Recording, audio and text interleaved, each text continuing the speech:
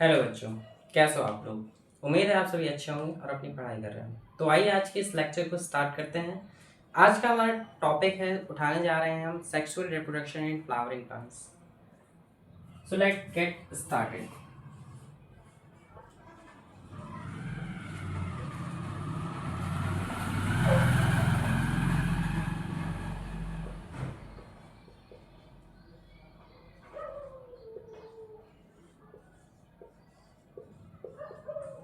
This is a new chapter, sexual reproduction in flowering plants. इस बारे में, इस लेसन में हम लोग जानने वाले हैं प्लांट के बारे में, और वो भी कौन से वाले प्लांट में? फ्लावरिंग प्लांट में। बहुत सारे ऐसे प्लांट्स होते हैं जिनमें फ्लावर नहीं होता है, लेकिन in this chapter we will discuss about the flowering plants and flowering plants करते क्या हैं, और उसके बारे में जानना है हमें सेक्सुअल रिप्रोडक्शन के बारे में। पहली चीज तो होगी रिप्रोडक्शन करते हैं भाई फ्लावर, ये बात माननी पड़ेगी आपको। दूसरी बात की सेक्सुअल रिप्रोडक्शन करते हैं। इस वाले चैप्टर में आपको पढ़ाएंगे ये सारा topic, the sexual reproduction in flowering plants. एक प्लांट जिसमें फ्लावर प्रेजेंट होता है वो रिप्रोडक्शन की प्रोसेस करते हैं, कैसे करते हैं, और वो भी सेक्सुअली कैसे करते हैं। इतनी चीजें समझ में आ गई। चलिए चैप्टर को स्टार्ट करते हैं। इस चैप्टर में sexual reproduction in flowering plants को पढ़ने से पहले हमें फ्लावर के बारे में पढ़ना है। क्या है ये फ्लावर? आइए जानते हैं। देखो, एक फ्लावर आप कोई सा भी ले लो, गुड़हल ले लो, कनेल ले लो, गुलाब ले लो, उन सब में बहुत सारे पार्ट देखने को मिलते हैं, और उन्हीं पार्ट में से कुछ ऐसे पार्ट भी होते हैं जो सेक्सुअली वर्क करते हैं। कुछ वर्क करते हैं बाह्य रूप से और कुछ वर्क करते हैं आंतरिक रूप से। एक फ्लावर का बाह्य स्ट्रक्चर और उसके अंदर की चीजें दोनों मिलकर एक कस्टमाइज्ड फ्लावर बनकर रिप्रोडक्शन की प्रोसेस करते हैं। हालांकि अगर आप गुड़हल का फूल लेते हो, आप सोचो गुड़हल की फूल भैया, ये गुड़हल की फूल की पंखुड़ियां होती हैं भाई, उनका क्या काम है? क्या वो भी रिप्रोडक्शन में भाग लेते हैं? देखो, पहली चीज तो हम आपको बता देते हैं कि रिप्रोडक्शन क्या है। रिप्रोडक्शन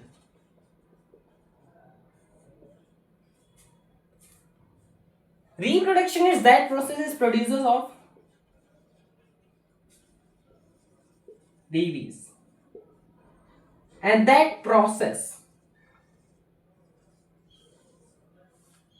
ये कहलाती है हमारी रिप्रोडक्शन। अब बात यह समझनी है कि फ्लावर भाई कौन सा बेबी प्रोड्यूस करता है। एक चीज और आपको बता दें कि रिप्रोडक्शन में दो पार्टिसिपेट करेंगे, पहला मेल और दूसरा फीमेल।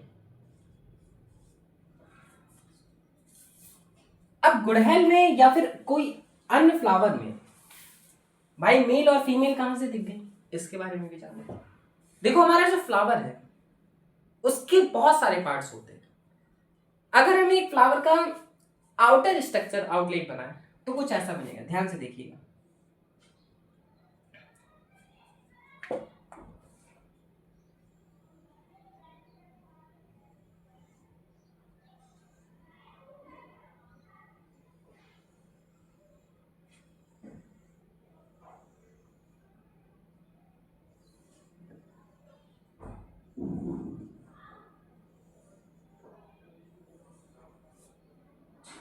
कुछ ऐसा स्ट्रक्चर मिलता है फ्लावर का। अब इस फ्लावर में बहुत से ऐसे पार्ट्स हैं जो मेन रोल प्ले करते हैं टू द रिप्रोडक्शन प्रोसेस। आइए समझते हैं। इस फ्लावर के अंदर कुछ आपको मुख्य पार्ट्स बता देते हैं जो आपको मेन रोल प्ले करेंगे। पहला चीज, ये फ्लावर की जो पंखुड़ियां हैं इसको हम कहते हैं कैलेक्स।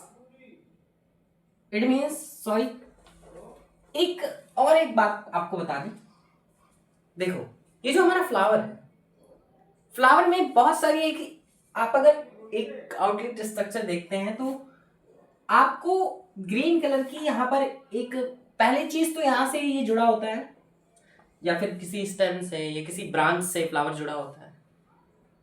और जिस ये जहां से जुड़ा होता है उसको थैलमस कहते हैं।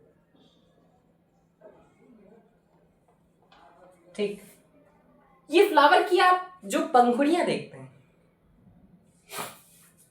ये जो फ्लावर की पंखुड़ियां हैं उसको करोला बोलते हैं।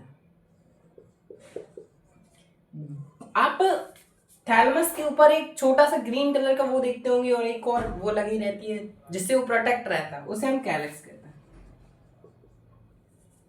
ये जो आप देख रहे हो एक बहुत ही ज्यादा, आपने देखा होगा कहीं फ्लावर में, अगर आप गुड़हल का फूल लेते हो तो उसमें देखा होगा आपने कि ऊपर कुछ ऐसे डंठल के सामान निकली रहती है संरचना, ऊपर कुछ पीले पीले भाग आपको दिखाई देते हैं, वो पीले ही पॉलिन ग्रेन, उसके बारे में आगे डिस्कस करें।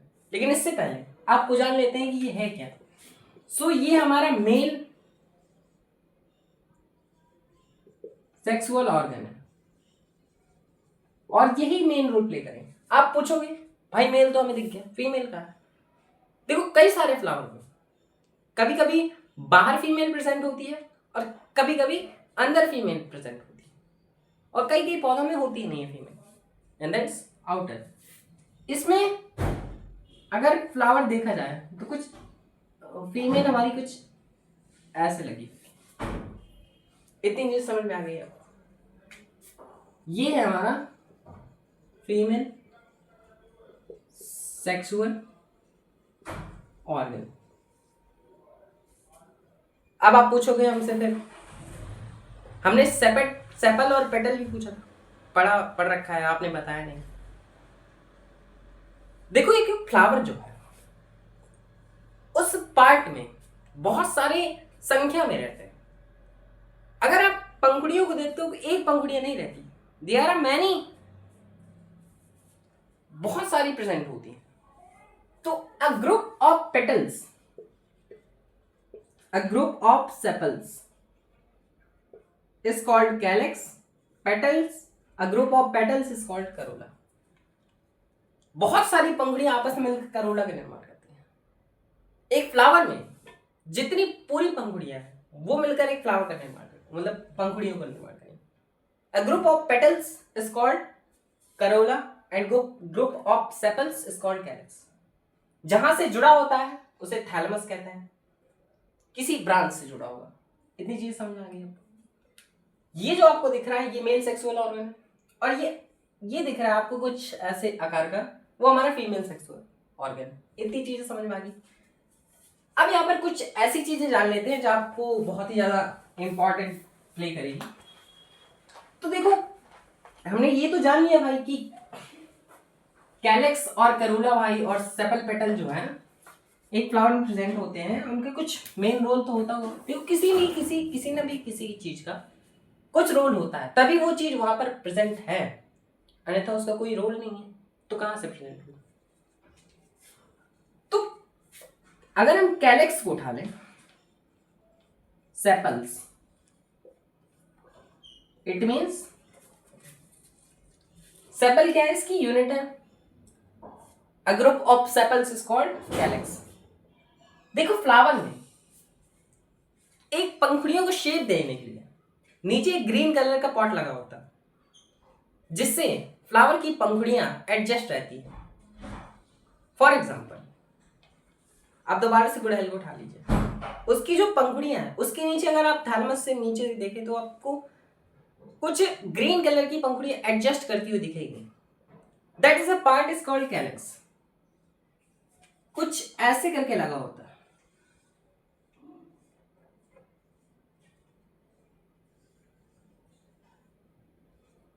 कुछ ऐसे करके लगा होता है, ये ग्रीन कलर, ये कैलेक्स है,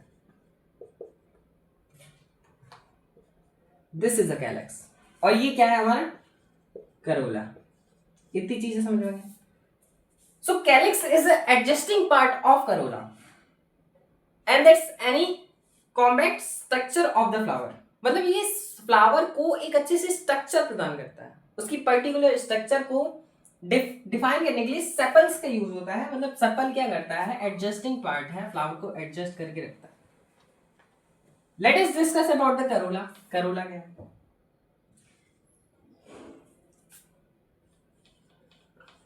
Corolla a group of petals.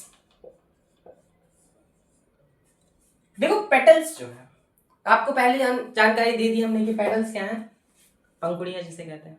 एक पंखुड़ी होगी पेटल होगी, बहुत सारी पंखुड़ियां, a group of petals is called corolla. आप पूछोगे भैया कि करोला का कार्य क्या है? देखो पंखुड़ियां जो है उनका बहुत ज्यादा रोल प्ले होता है। हालांकि रिप्रोडक्शन की प्रोसेस में वो भाग नहीं करते, लेकिन रिप्रोडक्शन की आउटर कंडीशन जो है, जो रिप्रोडक्शन के लिए महत्वपूर्ण भूमिका निभाते हैं आउटर कंडीशन के चलते, वो यहां पर करोला का मेन रोल प्ले करता है।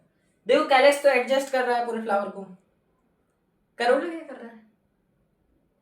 देखो पहली चीज तो आपको बता दें कि करोला जो होता है बहुत ही ज्यादा अट्रैक्टिव होता है, अट्रैक्टिव, कलरफुल,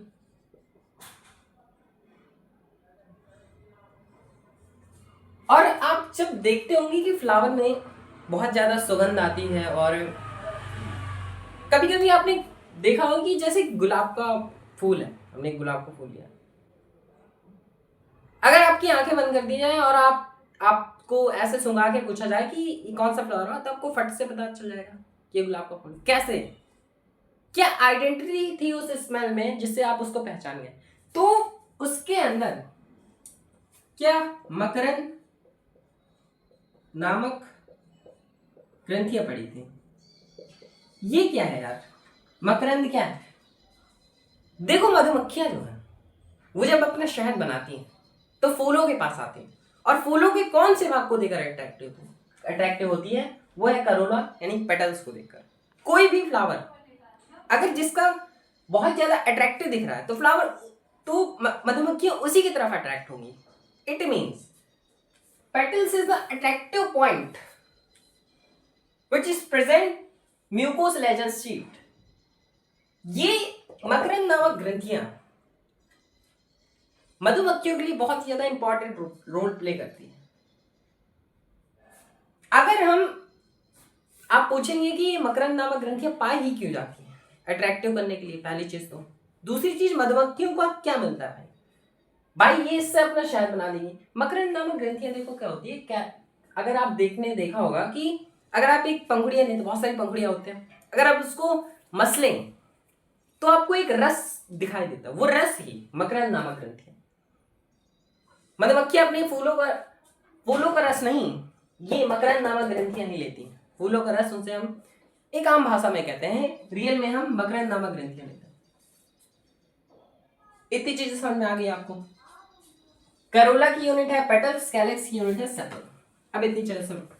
अब हम आते हैं मेन जो हमारा पार्ट है मेल और फीमेल का, वो इसको डिफाइन कर लेते हैं। तो यहाँ पे मैंने लाइन ड्रॉ कर दिया है, और यहाँ पर हम मेल लिखते हैं और इधर लिखेंगे हम फीमेल। देखो ये जो हमारा फ्लावर है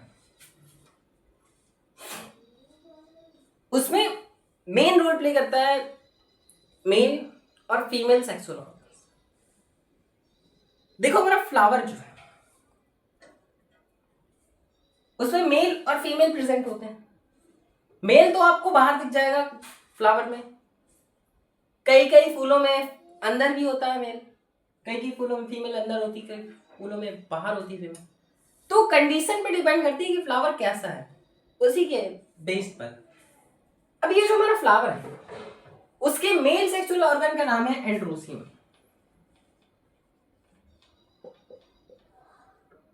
इसको हम हिंदी में बोलते हैं पुमंग, और फीमेल हमारा गायनोसियम, इसको जयांग बोलते हैं। अब देखो ये जो हमारे सेक्सुअल ऑर्गन इसकी भी यूनिट होती है, जैसे कैलेक्स की यूनिट हो गई सेपल, करोला की यूनिट हो गई पेटल्स, इसी प्रकार एंड्रोसियम की यूनिट होती है स्टैमेन, ठीक, और गायनोसियम की यूनिट होती है कार्पेल। देखो इसके बाद स्टैमेन के पार्ट हो जाते हैं दो, पहला एंथर और दूसरा फिलामेंट। कार्पेल की भी 3 पार्ट हो जाते हैं, स्टिग्मा, स्टाइल एंड ओवरी। देखो अभी हमने समझाया कहाँ है, अब समझाते हैं। देखो जो हमारा मेल सेक्सुअल ऑर्गन है उसका नाम है हमारा एंड्रोसियम। एंड्रोसियम सबकी हमने यूनिट बता दी। एंड्रोसियम की यूनिट होगी स्टमन, इसको हम हिंदी में बोलते हैं पुंकेसर।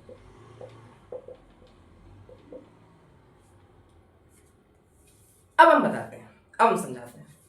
हमने एक स्टमन लिया, एक फ्लावर उठाया हमने उसको, और उसकी ऊपरी भाग ये जो उभरा हुआ रहता है उसको उखाड़ लिया। That is one part is called stamen. बहुत सारे अगर लगे होते, मैंने आपको फ्लावर का स्ट्रक्चर दिखाया था, बहुत सारे ऊपर वो लगे होते हैं, आउटलेट स्ट्रक्चर जो ऊपर से हम निकले हुए थे, वो बहुत सारे लगे हुए थे। A group of stamens is called androecium and this is unit of stamen. Stamen के पार्ट हो गए एंथर एंड फिलामेंट। अब समझते हैं। कुछ ऐसा होता है हमारा स्टमन, यही बहुत सारे निकल जाए तो एंड्रोसियम कहलाएगा। एक पर्टिकुलर उठा लिया हमने, उसको स्टमन बोलेंगे। अब इसके अंदर, स्टमन के अंदर भाई मेन रोल कौन प्ले करेगा भाई? एक एंड्रोसियम तो भाई बहुत सारे कर रहे हैं भाई, ठीक। उसके अंदर की चीजें पता चल गई, स्टमन है, एक उठा लिया, स्टमन हो गया। अब इसके 2 पार्ट, पहला एंथर और दूसरा फिलामेंट। आप समझ गए? आपको दिख भी रहा होगा। चलिए हम बताते हैं। चलिए, ये जो हमारा एंथर और फिलामेंट है, आपको चित्र में दिख रहा होगा। ये जो दिख रहा है आपको, ये स्ट्रक्चर 2 पार्टीशन में डिवाइड। पहला तो आपको एक लॉन्ग ट्यूब लाइक स्ट्रक्चर दिख रही हो, दूसरा आपको ये ऐसा स्ट्रक्चर दिख रहा होगा, that is like a seed but not a seed. ये लॉन्ग ट्यूब लाइक स्ट्रक्चर जो है उसको हम फिलामेंट कहेंगे और इसको हम कहेंगे एंथर। सारी प्रोसेस एंथर के अंदर कंप्लीट होगी। ये मेन रोल नहीं प्ले करता बट इस can use in work of peel male gamete. इतनी चीज समझ में आ गई आपको? मेल का रिप्रोडक्टिव ऑर्गन कौन सा है? एंड्रोसियम है, उसकी यूनिट हो गई स्टमन। स्टमन के 2 पार्ट हो गए, एंथर और फिलामेंट। हमने आपको चित्र में रिप्रेजेंट किया। अगर हम बहुत सारे एंड्रोसियम में से एक एंड्रोसियम के पार्ट को उठा लेंगे तो स्टमन कहलाएगा। And the stamen part is are 2 types, anther and filaments. long tube like structure is called filament and circular structure is called anther। अब आते हैं फीमेल की तरफ। अभी इसकी डिटेल देंगे, जब आपको आगे पढ़ाएंगे तो इसकी डिटेल देंगे। अभी के लिए इतना समझते हैं। ये जो हमारा फीमेल सेक्सुअल ऑर्गन है वो है हमारा गाइनोसियम। गाइनोसियम जिस प्रकार मेल में एंड्रोसियम था, a group of stamen is called androecium, ठीक उसी प्रकार a group of carpel is called gynoecium. In this part we will discuss about the carpel. देखो जैसे हमने एक स्टमन का पर्टिकुलर चित्र बनाया, अब हम कार्पेल का एक पर्टिकुलर चित्र बनाएंगे और आपको समझाएंगे कि उसके पार्ट कैसे कैसे रिप्रेजेंट होते हैं। चलिए,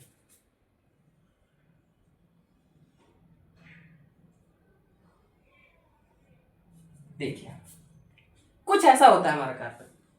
ये जो हमारा कार्पेल है वो उसके 3 पार्ट हो गए, स्टिग्मा, स्टाइल एंड ओवरी। आप पूछेंगे कैसे? इसमें कहां दिख रहे हैं भाई 3 पार्ट? बिल्कुल दिख रहे हैं। ये जो हमारा ऊपरी ऐसा स्ट्रक्चर है उसको हम कहेंगे स्टिग्मा।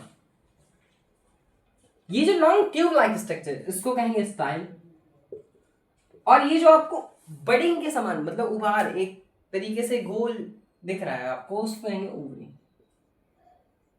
और यही सबसे इंपॉर्टेंट, आगे चलकर आपको बताएंगे कि क्या काम है ओवरी का। इससे पहले आपको दोबारा रिपीट करके बता देते हैं। मेल का सेक्सुअल ऑर्गन है एंड्रोसियम। एक एंड्रोसियम को उठाएंगे, स्टमन कहलाएगा। स्टमन के 2 पार्ट हो गए, एंथर एंड फिलामेंट। एक चित्र रिप्रेजेंट किया, आपको दिखाया गया। फीमेल का सेक्सुअल ऑर्गन है गाइनोसियम। एक कार्पेल को उठा लिया हमने, यूनिट हो गई इसकी, उसके 3 पार्ट हो गए, स्टिग्मा, स्टाइल, ओवरी। चलिए अब स्टार्ट करते हैं हम एंड्रोसियम के बारे में, पूरा अब मेन खत्म करेंगे। अब इसको डिटेल से पढ़ते हैं। इतनी जानकारी आपको हालांकि समझ में आ गई होगी। अगर आपको समझ में आ गई तो चैनल को सब्सक्राइब कर लीजिए, लाइक कर लीजिए और बेल आइकन नोटिफिकेशन के लिए ऑन रखिएगा ताकि मेरी वीडियोस जल्द से जल्द आपको तुरंत पहुंच सके। अभी के लिए मेल स्टार्ट करते हैं। देखो हमारा जो मेल है वो तो एंड्रोसियम हो गया। इसके बाद उसकी यूनिट हो गई स्टमन। स्टमन के अंदर 2 पार्टीशन थे, एंथर और फिलामेंट। अब इस एंथर और फिलामेंट का कार्य क्या है इसको डिटेल से समझते हैं। चलिए इसको समझते हैं।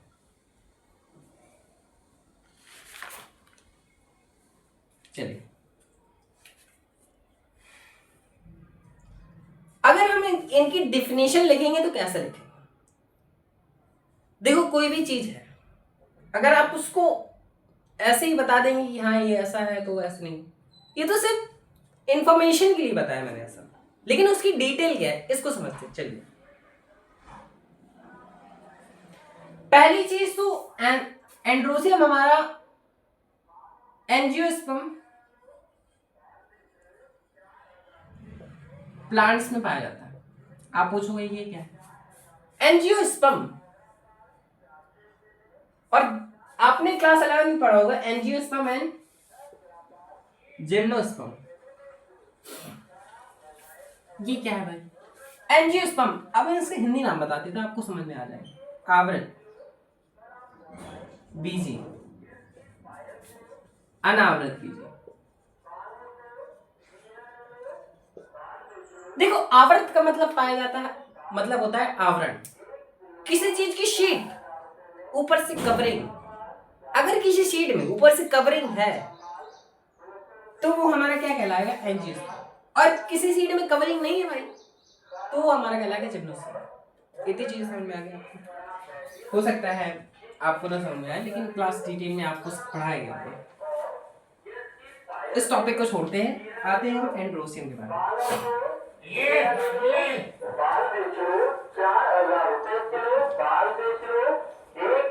चलो एंड्रोसियम के बारे में। एंड्रोसियम इसकी यूनिट, तो अगर हम डेफिनेशन लिखेंगे तो कैसे लिखेंगे? तो यह पुष्प का नर जनन अंग, इसकी इकाई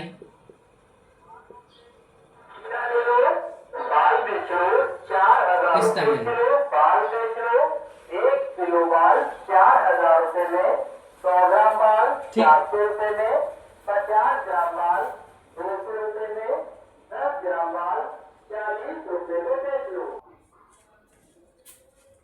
चलिए ये पुष्प का नर जनन अंग है और इसकी इकाई कैसी होगी? स्टैमेन होगी। एक स्टैमेन उठा लिया भाई हमने, ठीक। अब इस स्टैमेन के बारे में डिस्कस करते हैं। ये क्या है? इसकी यूनिट। यूनिट का मतलब क्या है? एक फंक्शनल चीज है, बहुत बड़ी चीज है हमने, और उसकी छोटी सी एक चीज को उठा लिया, है उसी का पार्ट।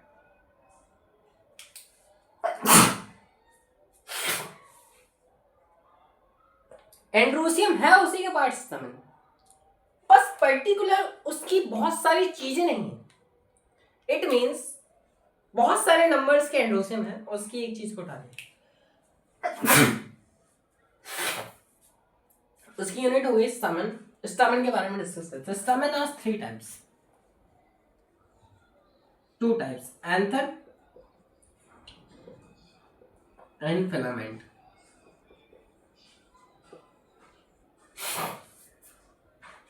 अब हम एंथर के बारे में लिखेंगे तो क्या लिखेंगे? देखो पहली चीज तो मैं आपको चित्र में डिस्कस करा दिया होगा कि ऐसा कुछ हमारा एंथर उठा, और ये किससे जुड़ा होता है? थैलेमस से। आपको चित्र में दिखाया भी था कि ये सारे स्टैमेन्स जो थे एक थैलेमस से जुड़े हुए थे।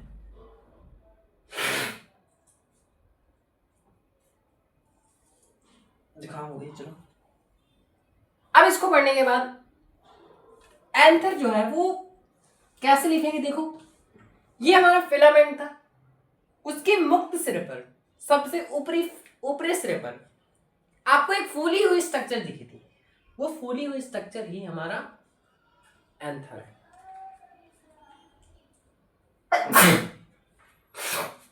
अगर आपकी डिफिनेशन लिखेंगे तो क्या लिखेंगे, फिलामेंट के मुक्त सिरे पर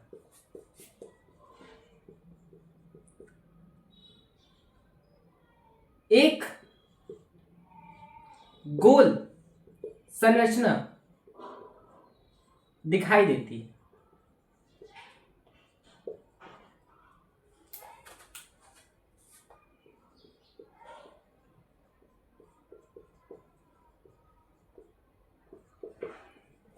और वो स्ट्रक्चर ही क्या है, उसे एंथर कहते हैं। देखो हमने एक पर्टिकुलर कोई स्टमन उठाया और नीचे कौन सा वो जो डंठल लगा था उसके मुक्त सिरे पर एक फूली हुई संरचना दिखी, उसको एंथर कहते हैं। इसके अंदर देखो क्या प्रेजेंट होते हैं, इसके अंदर माइक्रो स्पोरेंजिया पाई जाती है, और ये बहुत ही ज्यादा इंपॉर्टेंट है क्योंकि इसे से आगे चलकर इस फूल से उसके पार्ट से एक नया फूल बन के दिखाएंगे, आपको दिखाएंगे बेटा, आपको दिखाएंगे कि इस माइक्रोस्पोरेंजिया से इस फूल से एक दूसरे फूल और उस दूसरे फूल से बहुत सारे फूल का निर्माण कैसे हो। इस लेसन में हम डिस्कस करने वाले हैं sexual reproduction in flowering plants. एक फ्लावर रिप्रोडक्शन की प्रोसेस कैसे करता है, वो भी सेक्सुअली। रिप्रोडक्शन क्या है, that process is producers of बीवी इज कॉल्ड रिप्रोडक्शन। अब फिलामेंट क्या है, देखो फिलामेंट क्या है, यह लॉन्ग ट्यूब लाइक स्ट्रक्चर है जो थैलमस से जुड़ी होती है।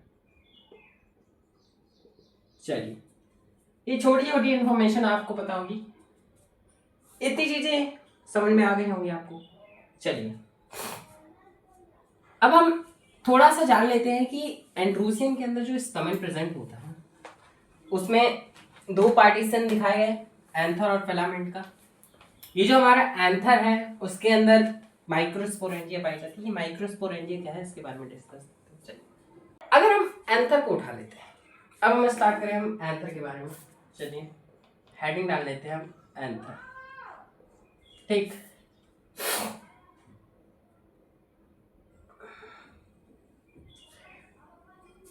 अगर हम एंथर को देखो, एक पहली चीज तो ये हो गई हिंदी पर्सन, तो कोई भी चीज है अगर हम उसको हिंदी नेम नहीं बताते तो आप मुझे वही टोक दीजिएगा, मैं रोक दूंगा वीडियो पॉज करके और आप बता देंगे। लेकिन बायोलॉजी एक ऐसा सब्जेक्ट है जो आपको हिंदी से ज्यादा इंग्लिश में समझ में आएगी, और मैं मानता हूं कि इंग्लिश बहुत सही लैंग्वेज है according to the biology subject. आपको पढ़ने में कॉन्सेप्ट समझने में बहुत ज़्यादा आसानी होती है इंग्लिश पढ़ने में, तो मैं तो इंग्लिश ही ज़्यादा प्रेफर करूँगा। छोटी छोटी चीज़ें हैं जैसे हिंदी कन्वर्सेशन में, तो वो मैं आपको बता दूँगा। देखो एंथर को हम परागकोश कहते हैं। देखो इस चैप्टर में आपको बहुत सारे ऐसे नाम मिलेंगे जो पराग पराग पराग पराग पराग पराग पराग बिल्कुल सिमिलर मैच करते होंगे, लेकिन इंग्लिश वर्ड जो है वो वर्ड बहुत ही ज्यादा डिफरेंट टाइप के होते हैं और आपको समझने में बहुत ही आसान लगता है। जैसे हम परागकोश को ले लेते हैं, थोड़ी देर बाद आएगा परागकण, परागण आएगा थोड़ी देर बाद। सो ये नेम जो है सिमिलर रिप्रेजेंट होता है और आप कहीं कंफ्यूज ना हो जाओ, इसके लिए मैं इंग्लिश का यूज करता हूँ। चलिए उसको छोड़ते हैं, आगे बढ़ते हैं। ये जो हमारा एंथर है उसके अंदर माइक्रोस्पोरेंजिया पाई जाती है।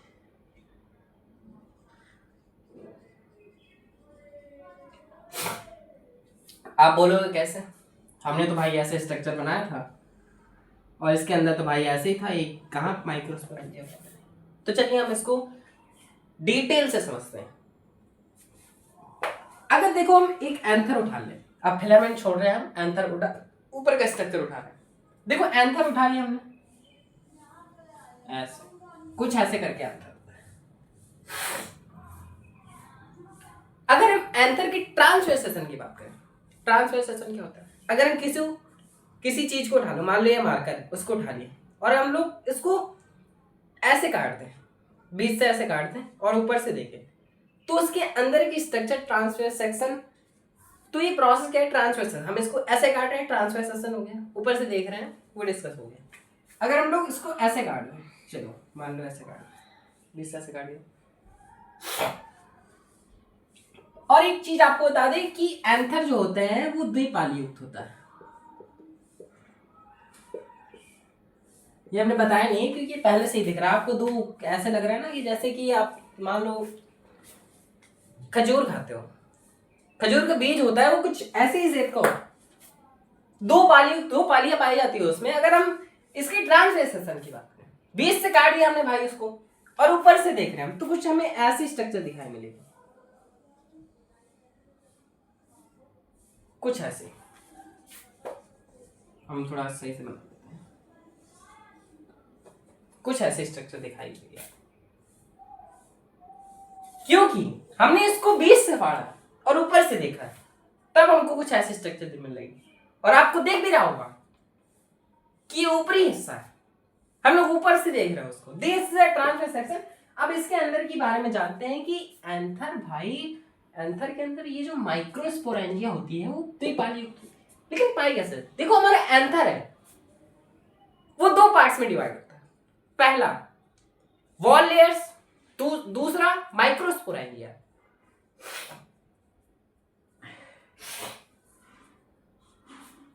आज जुकाम है, चलो कोई बात नहीं, स्टार्ट करते हैं।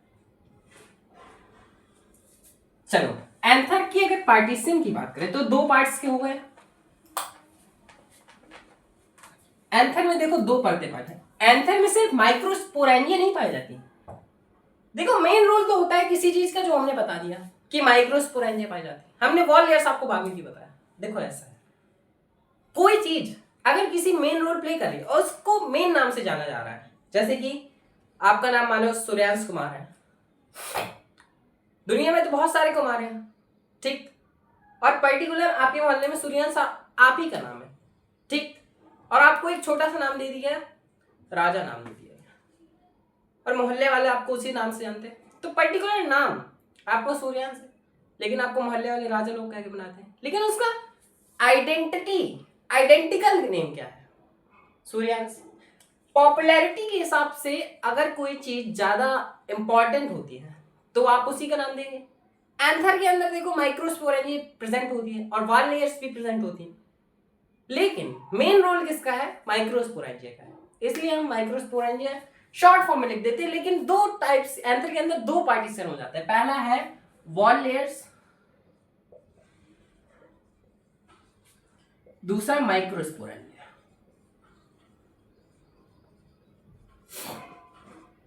This is a partition of anther. Wall layers, देखो हमारी वॉल लेयर्स जो है वो एंथर में चार प्रकार की पाई जाती है। पहला, अगर हम वॉल लेयर्स की बात करें, इसका हिंदी नाम भाई दे देते हैं आपको कि भित्तियां करते हैं। देखो वॉल लेयर्स हमारी चार प्रकार की होती है। पहला एपिडर्मिस, दूसरा एंडोथीसियम, तीसरा मिडल लेयर और चौथा टैपेटम। चलिए अब हम वॉल लेयर्स के बारे में थोड़ा डिटेल्स जानते हैं। देखो एंथर के हमने दो पार्टीशन कर दिया था। पहला था हमारा वॉल लेयर्स, दूसरा माइक्रोस्पोरेंजिया। अब ये जो हमारी वॉल लेयर्स है वो 4 प्रकार की होती है। पहला एपिडर्मिस, एंडोथीसियम, मिडल लेयर। चल, हमने आपको एंथर का चित्र बनवाया, चलिए दोबारा बनवा के दिखाते हैं।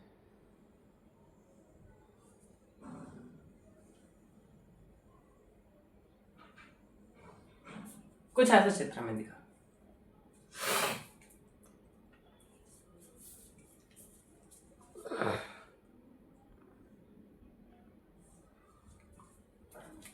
ठीक, कुछ ऐसा चित्र हमें आपको दिखा। इसके अगर पार्टीशन की बात करें तो पहले तो आपको ऐसा चित्र दिखा दे। एक और चीज हो गई, अगर हम डाइकोट प्लांट की बात करें, डाइकोट प्लांट में माइक्रोस्पोरेंजिया की संख्या 4 होती है। अगर हम एंथर अगर हमारा बाइलोब्ड हुआ, द्विपाली युक्त, हमने आपको पहले बताया था कि अगर एंथर हमारा बाइलोब्ड हुआ तो उसका अगर ट्रांसवेयर सेक्शन करेंगे तो टेट्रास्पोरेंजिएट अवस्था में पाई जाती है। टेट्रास्पोरेंजिएट अवस्था क्या है? देखो, बाइलोब्ड हुआ तो मतलब कि कुछ ऐसे स्ट्रक्चर दिखिए आपको। अगर हम इसको 20 से काटेंगे तो कुछ ऐसी स्ट्रक्चर दिखेगी। स्पोरेंजिएट का मतलब क्या है कि अगर बाइलोब्ड कोई डाइकॉट प्लांट है तो उसके अंदर 4 माइक्रोस्पोरेंजिया प्रेजेंट होगी, और अगर 4 माइक्रोस्पोरेंजिया का ग्रुप समूह प्रेजेंट है उसमें तो उसे हम क्या कहेंगे? टेट्रास्पोरेंजिएट। इस कंडीशन में माइक्रोस्पोरेंजिया के आउटर स्ट्रक्चर्स में 4 लेयर प्रेजेंट होती है। The outer layer is epidermis, उसके अंदर एंडोथीसियम, उसके अंदर middle layer, a most inner layer is called tapetum. चलिए एपिडर्मिस के बारे में डिटेल से जानते हैं।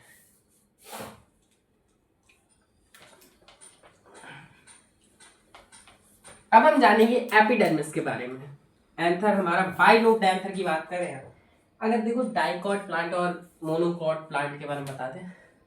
डाइकॉट प्लांट की एक विशेषता है और मोनोकॉट प्लांट की भी एक विशेषता है। हम कोई पत्ती उठा रहे हैं, ठीक, कोई पत्ती उठा रहे हैं, चलो ऐसे करके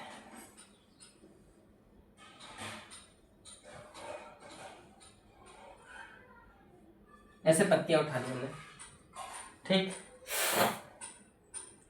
और मान लो ऐसे उठा ली हमने पत्ती, ठीक।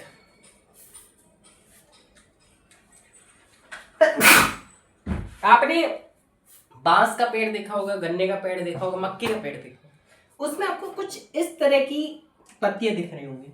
This is called monocot and this is called dicot. Dicot और मोनोकॉट में क्या अंतर है? बहुत समझने वाली बात है। डाइकॉट में अगर पार्टीशन की बात करें कि 2 भागों में विभाजित हो जाना, या तो पत्ती विभाजित हो जाएगी या वो शीट विभाजित हो जाएगा। 2 पार्टीशन में डिवाइड होना। अगर डाइकॉट की बात करें 2 पार्ट हो जाएंगे।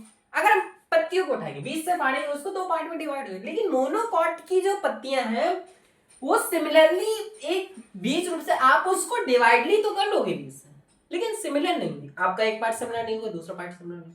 लेकिन डाइकॉट में अगर आप बीज से फाड़ोगे तो दोनों पार्ट सिमिलर हो जाएंगे, सिमिलर 2 बराबर भागों में बढ़ जाएंगे। इसी तरह आप सीड उठा लो, सेम का सीड ले लिया आपने, ठीक, चने का सीड ले लिया, मान लो आपने एक चना उठाया, चने में आपने देखो कुछ ऐसे स्ट्रक्चर मिलती होगी आपको, ठीक, और कुछ ऐसा होता होगा। अगर आप उसको तोड़ोगे तो 2 पार्टीशन में डिवाइड हो जाएगा, सिमिलरली होगा। अगर आप उसी तरह मान लो आप गेहूं का भी ले लेते हो, गेहूं का कुछ ऐसा होता है, भी टूट जाएगा पीस। लेकिन आप मक्के को उठा लो सीड, भाई भुट्टे का सीड उठा लो, कुछ ऐसा होता है। क्या सिमिलरली 2 पार्ट्स में आपको डिवाइड कर सकते हो? नहीं, आप कर भी सकते हो लेकिन सिमिलरली नहीं। ये है डिफरेंस है मोनोकॉट और डाइकॉट।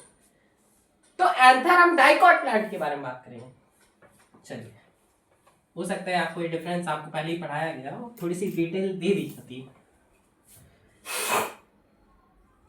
देखो बेटा, एक तो जुकाम है, चलो ये जो हमारा लेयर का जो सिस्टम है, ये सबसे आउटर है, ठीक, फर्स्ट नंबर की, फिर सेकंड नंबर की है ये, और थर्ड नंबर की, और ये फोर्थ नंबर की। चलिए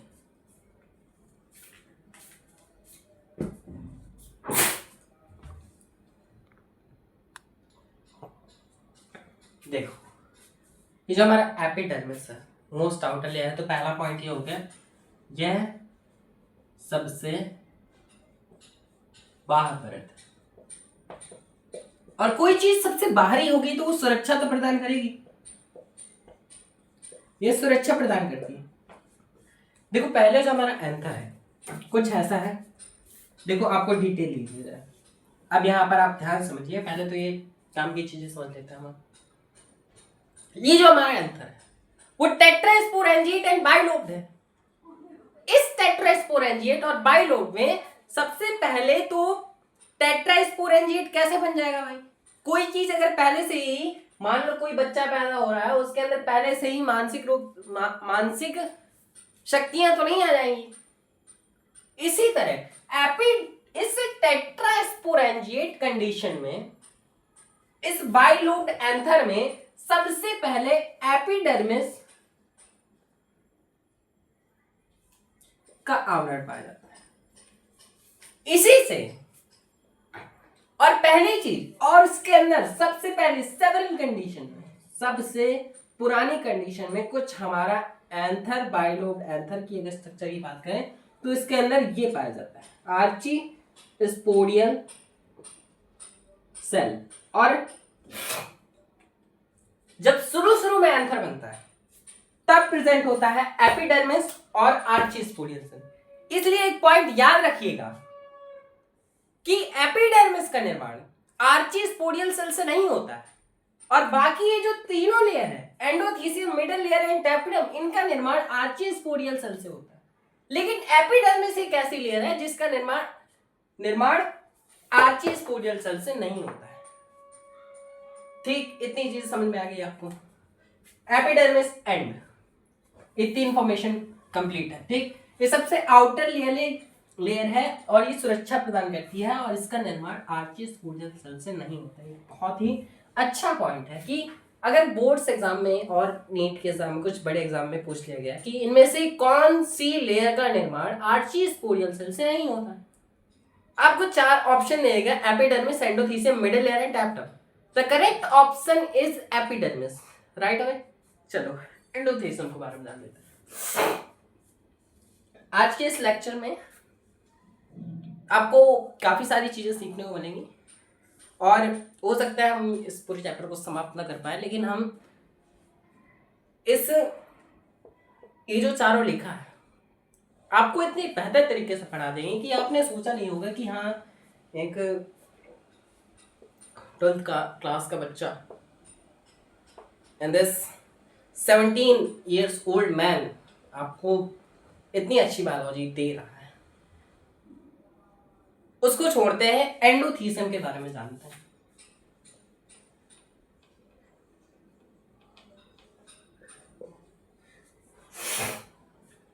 अब आप इसके बारे में लिखेंगे तो क्या लिखेंगे? तो यह लिखेंगे कि यह दूसरी सबसे बाह्य परत। अब इसका निर्माण किससे होगा? Archesporial cell.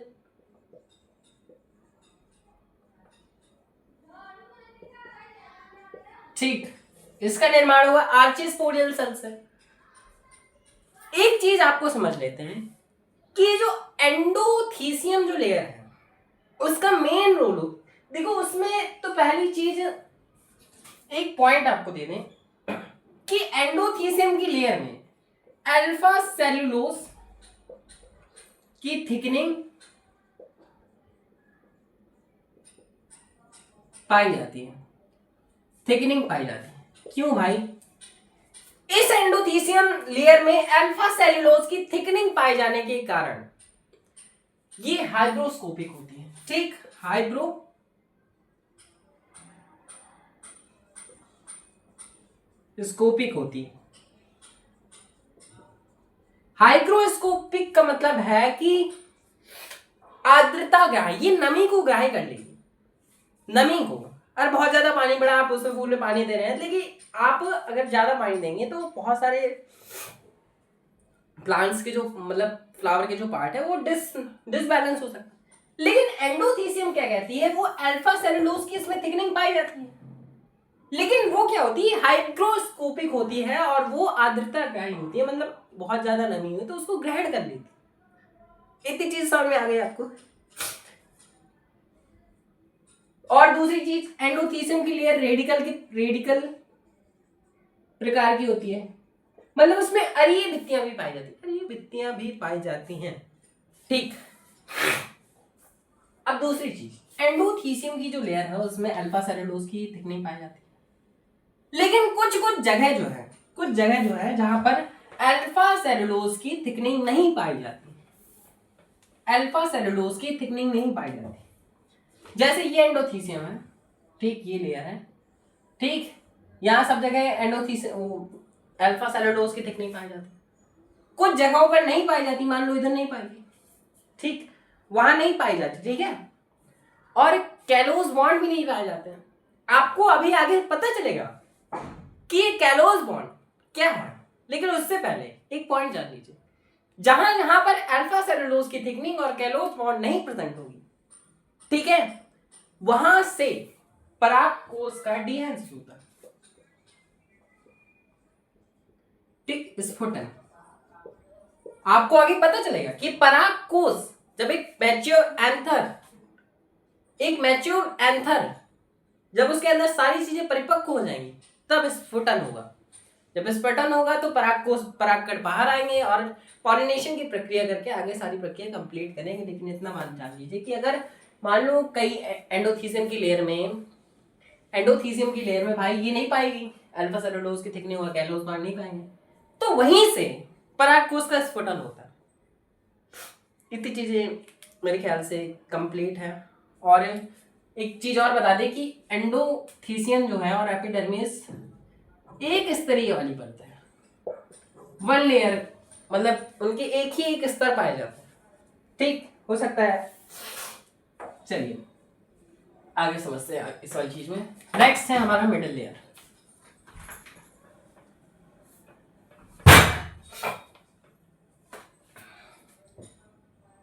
चलिए मिडिल लेयर को कंप्लीट करते हैं। तो मिडिल लेयर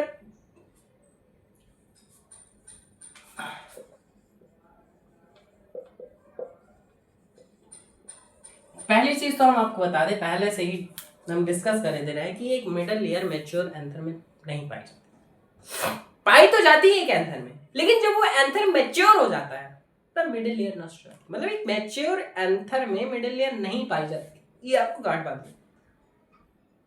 पहले जब एंथर होगा तब उसमें मिडिल लेयर, चारों लेयर्स प्रेजेंट होंगी, लेकिन बट मैच्योर कंडीशन तब मिडिल लेयर नहीं पाई जाएगी। अब मिडिल लेयर का क्या क्या समझते हैं।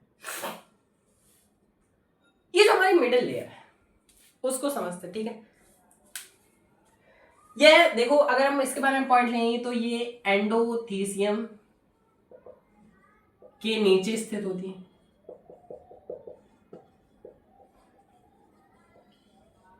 और ये क्या करती है, ये भोज्य पदार्थों का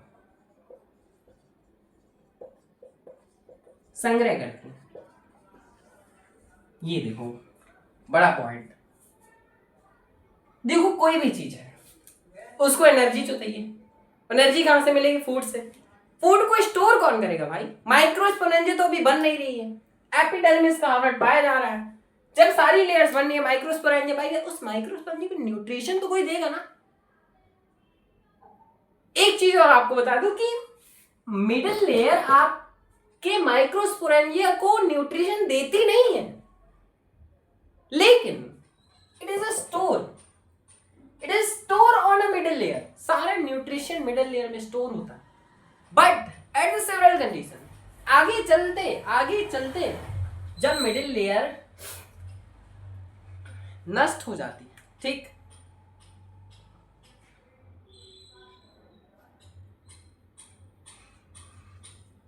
एक और पॉइंट बता दें कि मिडिल लेयर क्या होती है, शॉर्ट लिव्ड होती है, क्योंकि ये टैपेटम को न्यूट्रिशन देने के बाद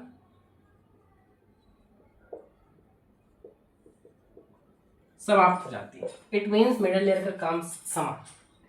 भाई बहुत सारा हम लोग पानी दे रहे हैं, खाना दे रहे हैं, पानी दे रहे हैं, ठीक है, प्रकाश संश्लेषण की ये सारी चीजों को एनर्जी पिला रही है, फूल में जा रही है वो एनर्जी, फूल में जा रहा है न्यूट्रिशन, सीधा मिडिल लेयर के पास गया, मिडिल लेयर बहुत सारा कलेक्ट कर लिया, ठीक, कलेक्ट कर लिए, बहुत सारा फूड कलेक्ट कर लिया। अब वो कलेक्ट करने के बाद वो टैपेटम को दे देगा और सबको बांट देगा, टैपेटम सबको बांट देगा। इट इज मतलब स्टोरिंग पॉइंट है ये। मिडिल लेयर न्यूट्रिशन का संग्रह करने के बाद उसको दे देती है टैपेटम और खुद नष्ट हो जाती है। इतनी जानकारी आपके लिए काफी है। अब हम जानते हैं कि टैपेटम क्या है। चलिए देखो, टैपेटम बहुत ही ज्यादा इंपॉर्टेंट है, इसको इंपॉर्टेंट कर लेगा और ये आपको बहुत ही ज्यादा गुड लक साबित होने वाला है। देखो जो हमारा टैपेटम है, ये टैपेटम है हमारा, तो इसको हम क्या लेंगे कि तो पहली चीज तो ये पोषक परत हो गई और ये टैपेटम ही सबको पोषण प्रदान करती है। एक बहुत ही कॉमन सा पॉइंट है कि टैपेटम है क्या। This is a nutritive layer और ये माइक्रोस्पोरेंजिया को न्यूट्रिशन प्रदान करती है। टैपेटम सबसे इनर लेयर है, सबसे आंतरिक परत है और इसका निर्माण आर्ची स्पोडियल सेल से होता है। हो सकता है मैंने मिडिल लेयर में ना बताया, मिडिल लेयर का निर्माण भी आर्ची स्पोडियल सेल से होता है। एपिडर्मिस को छोड़कर सारी तीनों लेयर्स का निर्माण एंडोथीसियम, मिडिल लेयर और टैपेटम का निर्माण आर्ची स्पोडियल सेल से होता है, ठीक। अब ये जो टैपेटम एंजियोस्पर्म प्लांट में दो टाइप्स की पाई जाती है। पहली अमीबॉइड टैपेटम, दूसरा ग्रैंड्यूलर टैपेटम।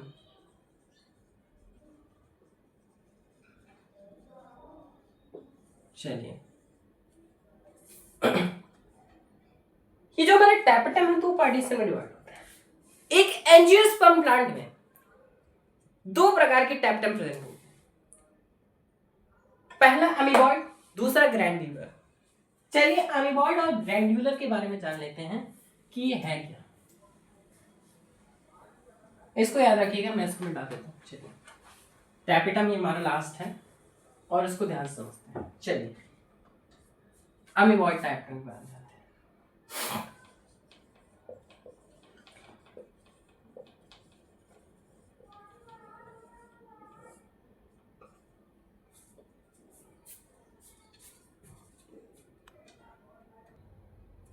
चलिए ये जो हमारा अमीबॉइड टैपेटम है, जो हमारा अमीबॉइड टैपेटम है, ये प्रिमिटिव एंजियोस्पर्म प्लांट में पाई जाती है। एक और चीज बता दें आपको कि टैपेटम जो है दो स्तरीय परत है। ये जो मेरा टैपेटम है दो स्तर वाली परत है और ये प्रिमिटिव एंजियोस्पर्म में पाई जाती है। कौन सी? Amoeboid tapetum. एक चीज और आपको बता दें कि अमीबॉइड टैपेटम में जो ये टैपेटम की दो स्तरीय परत है, जब इसमें फूड होता है, फूड स्टोर रहता है, मतलब मान लिया, क्योंकि भाई ये मिडिल लेयर की अमीबॉइड टैपेटम जो है मिडिल लेयर से पोषण प्राप्त करके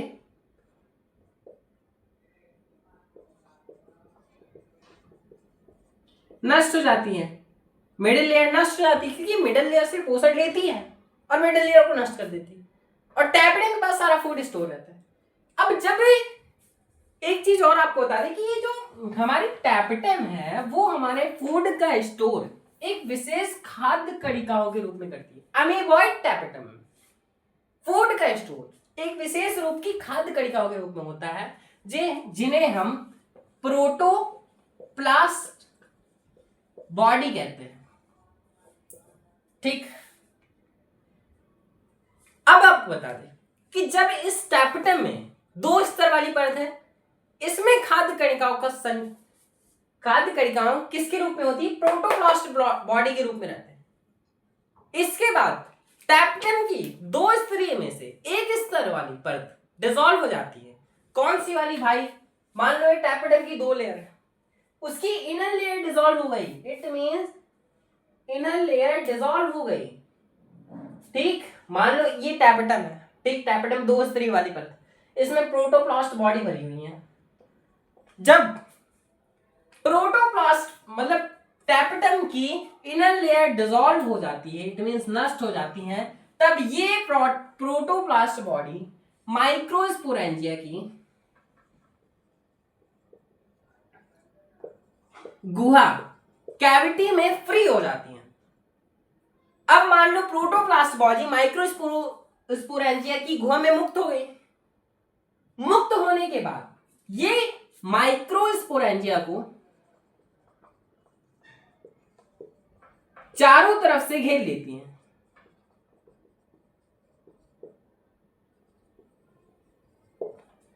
और पोषण प्रदान करती हैं। ठीक, मैंने आपको क्या बताया? ये जो हमारी अमीबॉइड टैपेटम है वो प्रिमिटिव एंजियोस्पर्म में पाई जाती है। प्रिमिटिव एंजियोस्पर्म में टैपेटम जो है, पहली चीज तो 2 स्तर वाली परत है। टैपेटम में एक विशेष रूप की खाद्य कणिकाओं के रूप में स्टोर रहता है, जिसे हम प्रोटोप्लास्ट बॉडी कहते हैं। जब स्टोर हो जाएगी, टैपेटम की इनर लेयर डिसॉल्व हो जाएगी, तब ये प्रोटोप्लास्ट बॉडीज माइक्रोस्पोरेंजिया की गुहा में फ्री हो जाएगी। ठीक, जब वो मुक्त हो जाएगी तब ये प्रोटोप्लास्ट बॉडी का एक नया नाम पड़ जाएगा, जिसे हम पेरीप्लाज्मोडियम कहेंगे। ये पेरीप्लाज्मोडियम माइक्रोस्पोरेंजिया को चारों तरफ से घेर लेगी और फिर न्यूट्रिशन प्रदान करेगी। ठीक, ये है हमारा अमीबॉइड टैपेटम। ये कुछ इस प्रकार से न्यूट्रिशन प्रदान करेगी। मतलब टैपेटम तो भाई न्यूट्रिशन तो प्रदान करती है, लेकिन amoeboid tapetum primitive angiosperm plant में कुछ ऐसे करके घेरा बना के न्यूट्रिशन प्रोवाइड करेगी। प्रोटोप्लास्ट बॉडी जब माइक्रोस्पोरेंजिया की गुहा में मुक्त हो जाएगी तब उसे पेरीप्लाज्मोडियम कहते हैं, और ये पेरीप्लाज्मोडियम माइक्रोस्पोरेंजिया को चारों तरफ से घेर कर न्यूट्रिशन प्रोवाइड करते हैं। उम्मीद है आपको अमीबॉइड टैपेटम समझ में आया होगा। चलिए अब हम आते हैं ग्रैंडुलर टैपेटम में।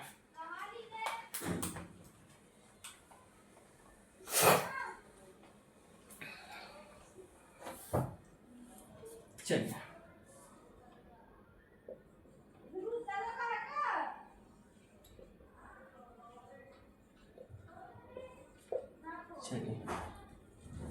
ये ग्रैंडुलर टैपेटम।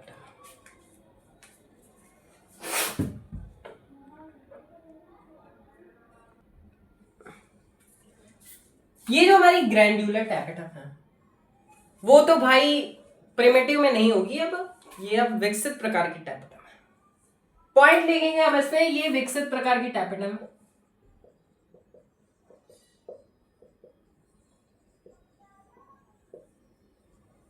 अब देखो उसमें तो भाई खाद्य कणिकाओं के रूप में स्टोर होता था, लेकिन ये टैपेटम जो है वो मिडिल लेयर से पोषण प्राप्त करती है भाई, लेकिन नष्ट नहीं करती मिडिल लेयर को।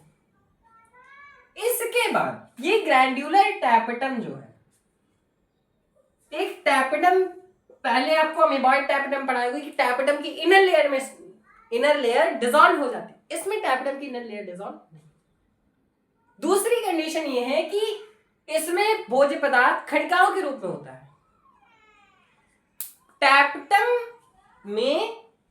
टैपेटम की जो सेल है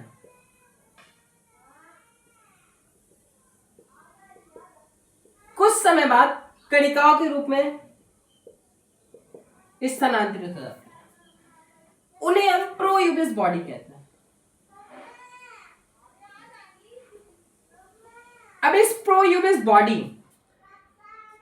अब ये टैपेटम हमारा, आउटर लेयर इसकी सेल वॉल हो गई और ये हमारी सेल मेम्ब्रेन। ठीक, हम कुछ सर्कुलर शेप नहीं, आपको समझ में नहीं आएगा, हम थोड़ा ऐसा शेप में बना देते हैं।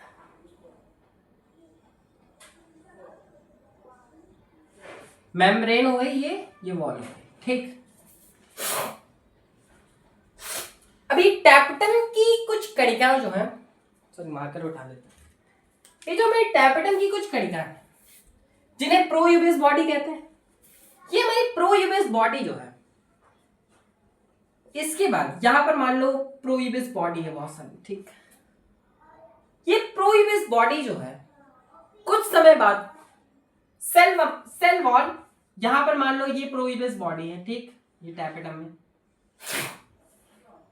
प्रोयूबेस बॉडी कुछ समय पश्चात टैपेटम की सेल वॉल और सेल मेम्ब्रेन के मध्य में आ जाती है। इसके बाद मध्य में आने के बाद इसमें बहुत ही ज्यादा मात्रा में हार्ड मात्रा में स्पोरोपोलेनिन जमा हो जाता है। अब जब इस कणिकाओं में स्पोरोपोलेनिन जमा हो जाएगा तब इसे कहेंगे यूबिश बॉडी, ठीक। इस यूबिश बॉडी, जब यूबिश बॉडी बन जाएगी, ठीक, अब यूबिश बॉडी माइक्रोस्पोरेंजी की गुहा में मुक्त हो जाएगी। स्पोरोपोलेनिन डिसॉल्व में मदद करेगा इसकी, ठीक, तोड़ने में मदद करेगा और ये माइक्रोस्पोरेंजी की गुहा में मुक्त हो जाएगी और न्यूट्रिशन प्रोवाइड करेगी, ठीक। एक चीज और आपको बता दी, यूबिश और यूबिश बॉडी जो है वो एक प्रकार से स्पोरोपोलेनिन उसमें जमा हो जाएगा और कुछ नई नई चीजों का निर्माण करेगा। पहले जिसमें से एक्साइन, ठीक,